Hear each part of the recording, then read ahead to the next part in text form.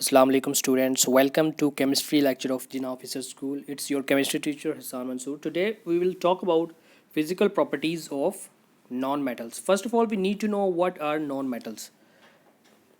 So non-metals periodic table के वो elements हैं जो अपना ऑक्टेट कंप्लीट करते हैं किस तरह से इलेक्ट्रॉन्स को गेन करके। किस तरह से देखें, ग्रुप नंबर 14 का कार्बन, ग्रुप नंबर 15 का nitrogen and phosphorus, group number 16 का oxygen, sulphur and selenium, group number 17 के जितने भी हैलोजेंस हैं, ठीक है, ये सारे जो हैं वो अपना ऑक्टेट जो है वो किस तरह से कंप्लीट करते हैं कि इलेक्ट्रॉन्स को गेन करते हैं मेटल से, या फिर अगर इन्होंने नॉन मेटल के साथ बॉन्ड बनाना है तो इलेक्ट्रॉन शेयर करके। बट अपना ये ऑक्टेट जो है वो किस तरह से कंप्लीट करेंगे। फॉर एग्जांपल क्लोरीन जो है वो ग्रुप नंबर 17 में है, इसके वैलेंस शेल में है 7 इलेक्ट्रॉन। सो ये एक इलेक्ट्रॉन जो है वो गेन करता है और अपना ऑक्टेट जो है वो कंप्लीट कर लेता है। तो इस तरह से इनको हम कहते हैं कि ये नॉन मेटल्स की एक प्रॉपर्टी है कि ये इलेक्ट्रॉन्स को गेन करते हैं।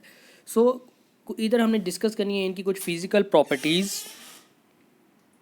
फिजिकल प्रॉपर्टीज़ क्या होती हैं कि जो किसी सब्सटेंस की या किसी एलिमेंट की फिज़िकल स्टेट के साथ रिलेट करती हैं। फॉर एग्जांपल उसकी मेल्टिंग पॉइंट हो सकता है, उसका बॉइलिंग पॉइंट हो सकता है, उसकी डेंसिटी, उसका फिजिकल अपीयरेंस, ठीक है, ये सारी चीज़ें जो फिजिकल प्रॉपर्टीज़ के अंदर आ जाती हैं। और जो नॉन मेटल्स हैं इनकी फिजिकल प्रॉपर्टीज़ ग्रुप में ग्रेजुअली जो है वो चेंज होती हैं, ठीक है। और इनकी जो फिजिकल स्टेट है वो सॉलिड्स भी हो सकते हैं, ये लिक्विड्स भी हो सकते हैं और गैसियस फॉर्म के अंदर भी एग्जिस्ट कर सकते हैं। But top of the group जो एलिमेंट होगा वो हमेशा गैस स्टेट के अंदर एग्जिस्ट करेगा, ठीक है, मोस्ट ऑफ द टाइम्स।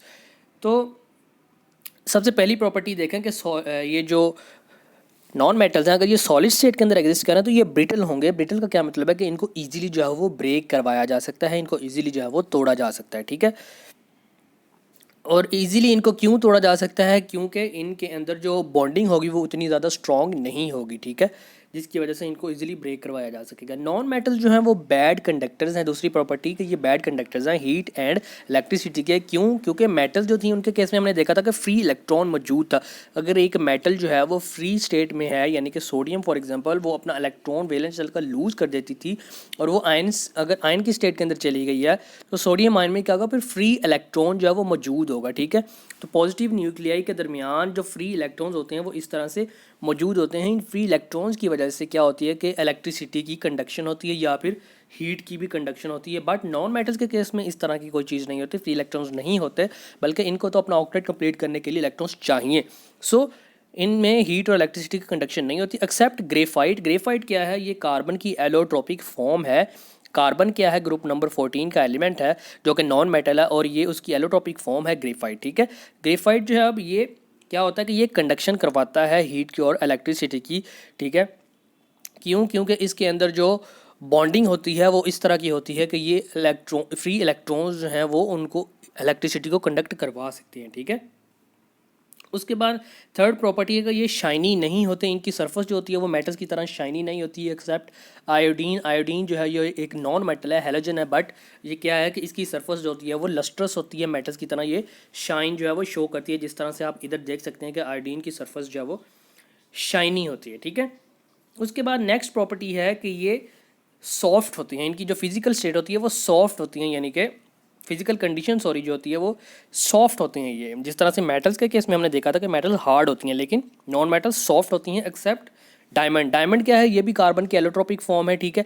अब ये हार्ड इतना ज़्यादा क्यों होता है? क्योंकि इसके अंदर एक्सटेंसिव बॉन्डिंग जो है वो पाई जाती है, ठीक है, इसके 3 डायमेंशनल स्ट्रक्चर के अंदर, जिसकी वजह से जो डायमंड होता है वो बहुत ज़्यादा हार्ड होता है। और जितने भी सब्सटेंसेस नेचर के अंदर एग्जिस्ट करते हैं उनमें सबसे ज़्यादा जो हार्ड होता है वो डायमंड ही होता है। उसके बाद नेक्स्ट प्रॉपर्टी है कि इनके चूँकि इनके अंदर इंटरमोलिकुलर फोर्सेज जो हैं, जो कि वंडरवाल फोर्सेज होते हैं, वो बहुत वीक होती हैं नॉन मेटल्स के अंदर, जिसकी वजह से इनके मेल्टिंग और बॉइलिंग पॉइंट्स जो हैं वो बहुत वीक होते हैं, ठीक है। यानी इनके इंटरमोलिकुलर फोर्सेज को इजीली ब्रेक किया जा सकता है, ठीक है। लेकिन कुछ एक्सेप्शंस हैं इसके अंदर। उन कौन कौन सी? सिलिकॉन, ग्रेफाइट और डायमंड, ठीक है। तो इन तीन के अंदर जो इनके मेल्टिंग और बॉइलिंग पॉइंट्स होते हैं वो ज़्यादा होते हैं। उसकी रीज़न क्या है? वही रीज़न है कि इनके अंदर एक्सटेंसिव बॉन्डिंग होती है, जिनकी वजह से इंटरमोलिकुलर फोर्सेस स्ट्रॉन्ग होंगी और उनको ब्रेक करवाना मुश्किल होगा, जिसके लिए हम मेल्टिंग और बॉइलिंग पॉइंट जो है वो ज़्यादा रिक्वायर्ड होगा। लास्ट प्रॉपर्टी है, चूँकि ये सॉफ्ट होते हैं इसलिए इनकी जो डेंसिटीज़ होती हैं वो काफ़ी लो होती हैं, इनका मास पर यूनिट वॉल्यूम जो है वो काफ़ी कम होता है। So this was the all about today's lecture. Physical property जो है वो हमने देखी हैं नॉन मेटल्स की, ठीक है। तो इसके बाद हम इनकी केमिकल प्रॉपर्टी जो है वो नेक्स्ट टाइम डिस्कस करेंगे। होपफुली आपको आज का लेक्चर समझ आ गया होगा। Thank you very much.